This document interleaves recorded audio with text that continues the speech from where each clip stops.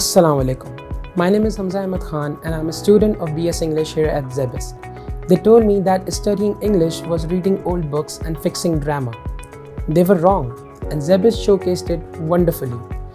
Language is one of the oldest technologies humans ever built.